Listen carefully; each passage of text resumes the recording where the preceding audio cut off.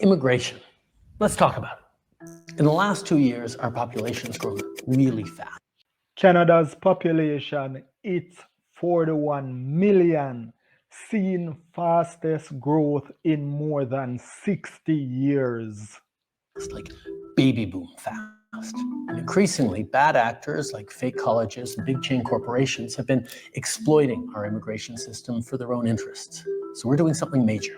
We're reducing the numbers of immigrants that will come to Canada for the next 3 years. Today, I'm going to let you in on what happened, where we made some mistakes, and why we're taking this big turn. There are two kinds of immigration in Canada. The one you probably think of most is permanent immigration, like when families come to Canada to settle and call it home. Every year, the government determines the right number of permanent residents that we want to admit. That's how it's been done for decades. But a plan that only talks about permanent immigration misses the other pathway, temporary immigration. Temporary residents are people who come to Canada for a limited time, like international students, temporary workers, and so on. They come to work a job or go to school. When the job is done or when they finish their degree, most return home. Some apply to stay as permanent residents, but most return home. So back to this year's plan. Historically, Canada's annual immigration plan just looked at permanent residents.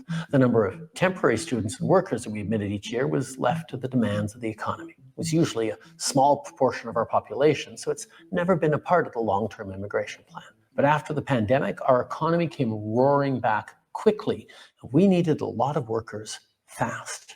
Canada is in the middle of a huge labor shortage. Temporary foreign workers became such a significant part of our workforce that it'd be a mistake not to include them when we plan our immigration levels. So this year, we did exactly that for the first time. We laid out a plan that sets targets for both permanent and temporary residents. This way, we're getting the full breakdown of people coming into our country so we can prepare the homes and infrastructure needed to support them.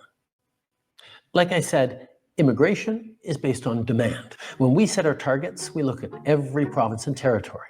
We ask the premiers, what are the gaps in your workforce? Is your population growing or getting older?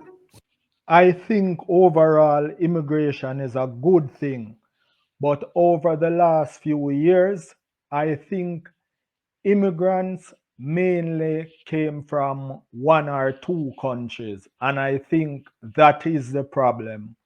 There is no more diversification in immigration.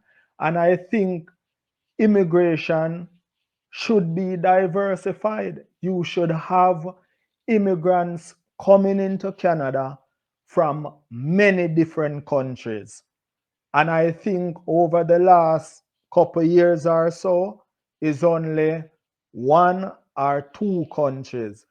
Take the Canadian embassy, for example, in Jamaica. When you go to apply for even a visitor's visa, it's almost like a scam. They take your money, you're not allowed to speak to anyone, and they deny you the visitor's visa. And you have to go back again and again. Not to mention, if you want to come to Canada to live permanently, that's even harder. But when you look at other countries, you will see many and many and many of those people here. And I think that's the problem. They are choosing one set of people over another set of people. And I think that is the problem. We field calls from businesses, CEOs, economic experts, all sharing their thoughts on where we should set our targets. We've had a chronic shortage of labor for the last decade. It is the number one issue of all manufacturers across Canada. So we think there needs to be more, push the pedal to the floor to bring more people into Canada. Look at this guy talking about there's a chronic shortage of labor.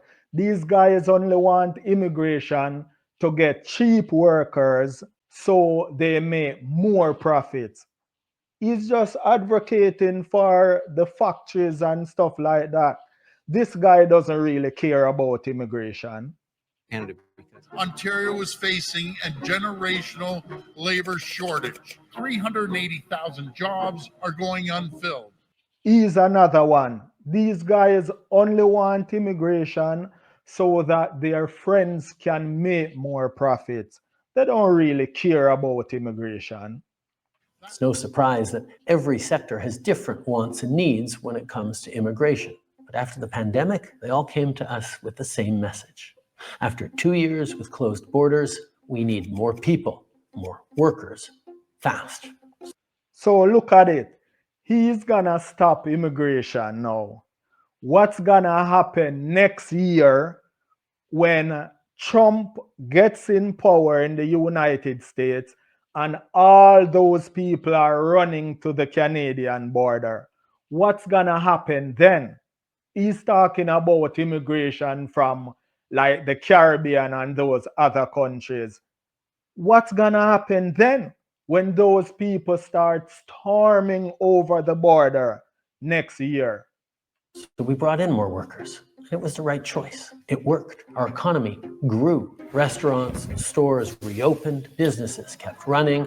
But most importantly, in spite of lots of economists' predictions, we avoided the worst case scenario, a recession.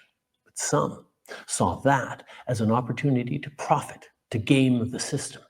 We've seen way too many large corporations doing this. I don't see anything that's wrong with immigration, but I think it is unfair because certain countries are allowed to be emptied into Canada while other countries are not allowed to send their people here for work and to better themselves. Immigration is necessary for a big country like Canada. You go park a bus at Jane and Finch or Jane and Wilson or anywhere in Toronto and say you need people to go work on a farm, but people that are gonna get on the bus should be Canadians. These young people in their these young people in their 20s would not stop laughing at you because none of them will get on the bus. It's only immigrants that will get on the bus to go on a farm to pick apples or peach or whatever they have on these farms. So immigration is 100% necessary for a country like Canada, but they should be fair, not only emptying out certain countries. They should give other people a chance to come to Canada to work and better themselves. The government says the program has been used to get around hiring Canadian workers in some instances. Far too many colleges and universities used international students to raise their bottom line. There are the diploma equivalent of puppy mills that are just churning out diplomas. There is fraud and abuse, and it needs to end. Because they could charge these students tens of thousands of dollars more for the same degree. And then there are really bad actors who outright exploit people, who target vulnerable immigrants with promises of jobs, diplomas, and easy pathways to citizenship, promises that would never come true. Let's do the math. 5,000 and 15,000, that's 20,000. Then another 20,000, that's 40,000. Then 5,000, 45,000, and then to actually get the PR in your hand is another 5,000. So you're looking at 50,000. And for my Canadian friends who were born here that doesn't know the meaning of PR, PR is the permanent residency card that allow you to live and work in Canada. So these people are charging new immigrants up to 50,000. So it's just a money scheme. Every way you look at it, it's a money scheme. Even the Canadian embassy in Jamaica, as I said earlier, it's a money scheme. They take your money for the visitor's visa and they don't give any visa. But yet still people from other countries are being allowed into Canada, no problem. It's not fair.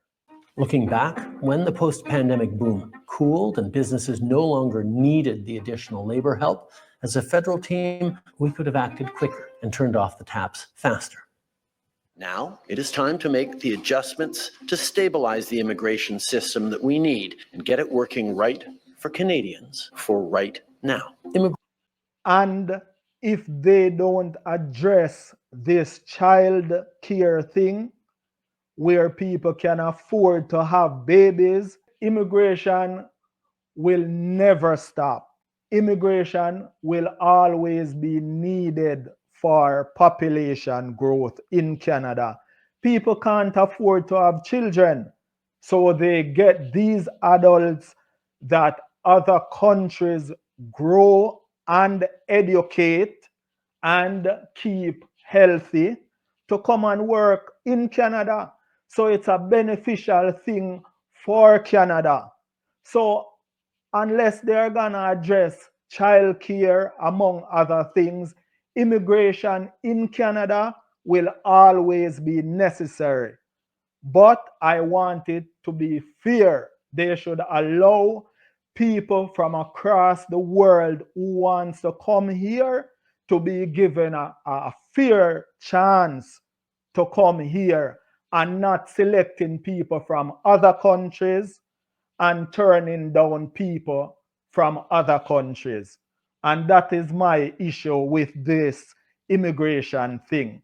Immigration is primarily a federal job. We have the levers to rein it in, so we are.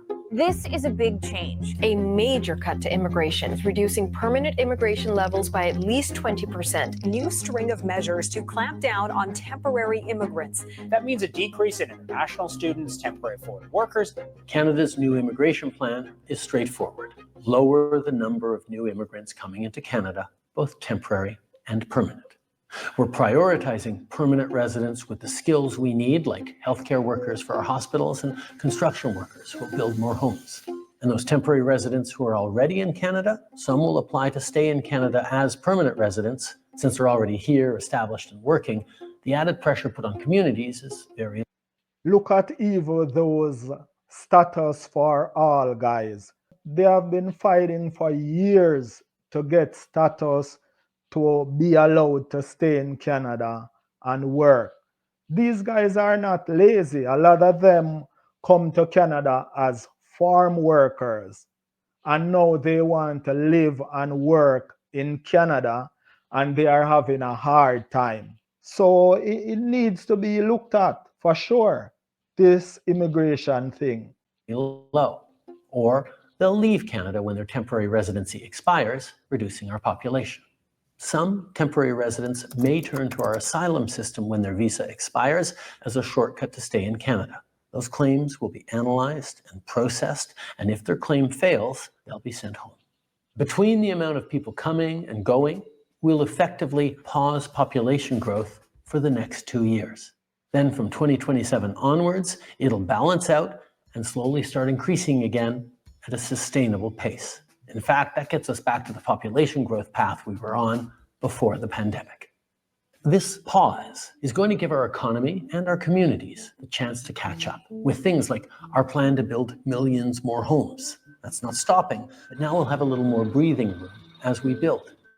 We'll see more corporations investing in Canadian workers and youth rather than relying on cheap foreign labor. Our cap on international students is already...